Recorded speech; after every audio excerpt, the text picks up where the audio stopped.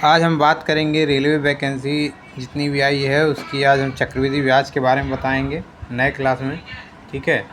तो चलिए शुरू करते हैं चक्रवृद्धि ब्याज। लेकिन उसके पहले एक रिक्वेस्ट है, चक्रवृद्धि ब्याज के पहले मैंने साधारण ब्याज की 2 वीडियो डाली थी, 2 पार्ट 1 पार्ट 2 में मैं जितने टाइप थे मैंने सारे बता दिए थे। उसमें प्रीवियस ईयर क्वेश्चन भी सॉल्व करा दिए थे।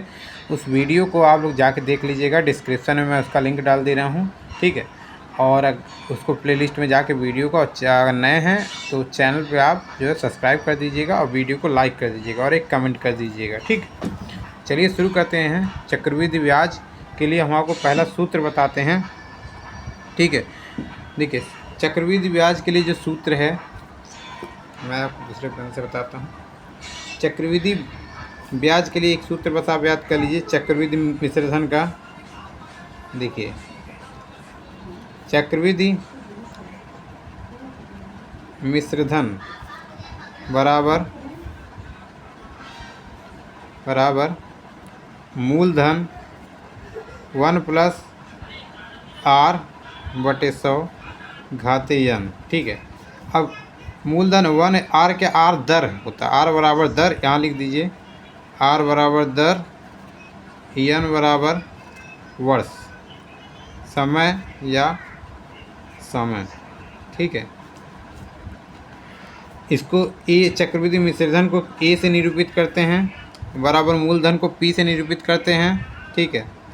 और उसके बाद 1 + r/100 n, यही सूत्र होता है, ठीक है। चलिए अब हम इस पर क्वेश्चन लेके आपको समझाते हैं कैसे निकालना है। तो एक क्वेश्चन लेते हैं। तो देखिए ये क्वेश्चन है, पहला क्वेश्चन है टाइप 1 का, ये क्वेश्चन है पार्ट 1 का,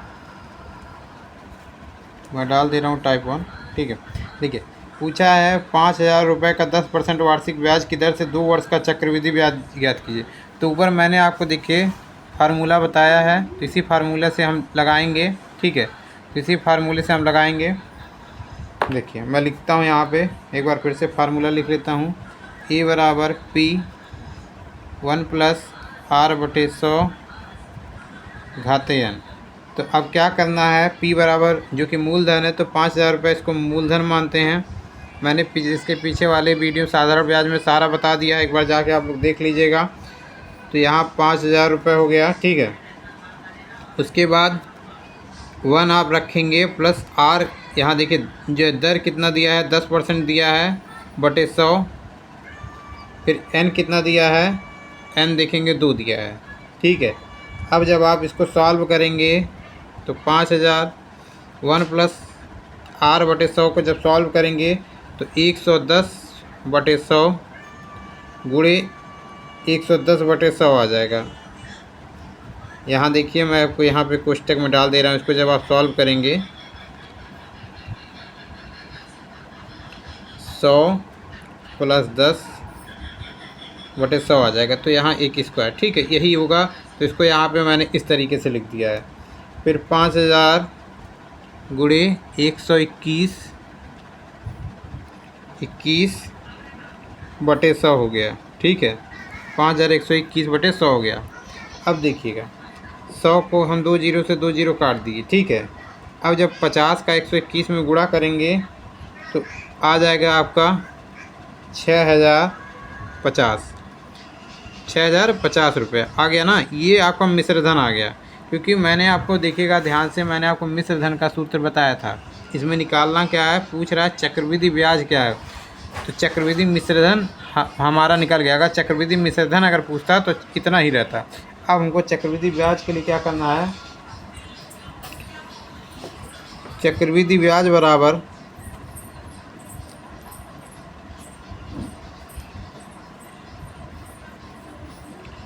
मिश्रधन,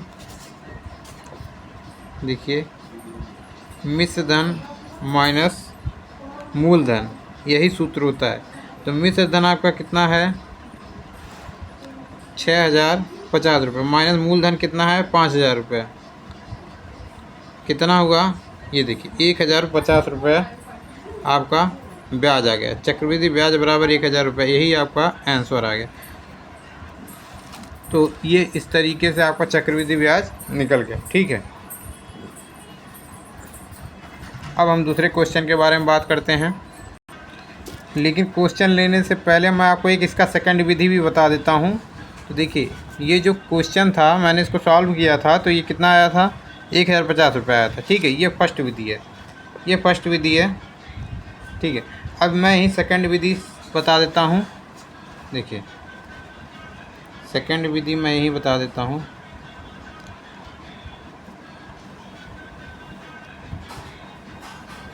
देखिए, सेकंड विधि दिख रहा होगा आप लोग को।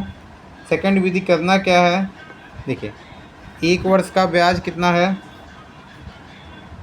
1 वर्ष का ब्याज हम निकालेंगे पहले। तो मूलधन 5000 है, तो 5000 का 10% कितना हुआ, 5000 का 10% सभी लोग जानते हैं, गुणे 10/100 10% निकलेगा। 2 जीरो कट जाएगा, 50 गुणे 10 बराबर 500 आ गया। ये 5000 का 10% 1 वर्ष का ब्याज हो गया। अगर हमको साधारण ब्याज भी पूछता तो इसी तरीके से हम निकाल लेते, और या चक्रवृद्धि ब्याज भी 10% 1 वर्ष का पूछता तभी निकाले तो कोई दिक्कत नहीं था। 500 रुपये 1 वर्ष का ब्याज हो गया। ठीक है, दूसरे वर्ष का ब्याज, दूसरे वर्ष का जब ब्याज निकालेंगे तो कितना आएगा, 500 का 10% तो ये हो गया। फिर अगले वर्ष में जब हम लेंगे तब फिर 10% और होगा। ठीक है, तो 10% कितना जुड़ा, तो 10% मतलब जो 500 का 1 वर्ष का 500 हो गया, फिर 2 वर्ष का 1000 हो गया, तो 2 वर्ष का ब्याज हम 1000 डायरेक्ट लिख दे रहे हैं, 1000 हो गया। ठीक है, ये आपका 1000 हो गया। ठीक, देखिए 1000 हो गया। अब देखिए मैं आपको बताता हूँ, जो हम ब्याज लेते हैं चक्रवृद्धि ब्याज लगता कैसे है। चक्रवृद्धि ब्याज समझिएगा, चक्रवृद्धि ब्याज होता क्या है कि जैसे ये देखिए, स्टार्ट में समझाता हूँ, पहले आप समझ लीजिए। चक्रवृद्धि ब्याज होता क्या है कि जैसे 500 रुपये है, 500 का अगर बैंक 500 मुझे दे रहा है, ठीक है, 500 मुझे दे रहा है, तो 10% ब्याज पे अगर बैंक मुझे 500 दिया तो हुआ क्या, 10% कितना हुआ इसका, 50 रुपया। ठीक है, तो अगले साल जब मैं साल भर में 10% ब्याज पे दिया तो मैं साल भर बाद इसको 550 रुपया दूंगा। ठीक है, अब देखिएगा ये चक्रवृद्धि ब्याज है, मैं ध्यान से समझिएगा। फिर अगर मैं 2 साल के बाद करता हूँ तो ये 550 रुपये पे फिर ब्याज लग जाएगा, 550 रुपये गुणे 10/100। ठीक है, ये इस तरीके से लगेगा, समझ में आया, ये इस तरीके से लगेगा। तो 550 का गुणे 10/100 निकलेगा, 550 गुणे 10/100 कितना हुआ, 550 एक जीरो से एक जीरो ये कट गया, एक जीरो से ये 55 रुपया। ठीक है, तो देखिए पहले साल 50 रुपया आता, दूसरे साल 555 में 550 ये 1050 हुआ, 1050 प्लस 55 कितना हुआ, देखिए 5 5 10 के शून्य हासिल 1105 रुपया हो गया। तो ये 2 वर्ष का हो गया, इसी यही चक्रवृद्धि है। तो वही हमको करना है, मैंने आपको बताया था। तो 500 का यहाँ जब 10% निकालेंगे कितना हुआ, 50 रुपया। तो 1000 में जब 10 आप जोड़ेंगे तो कितना हुआ, 1050 रुपये। ये शॉर्ट ट्रिक है।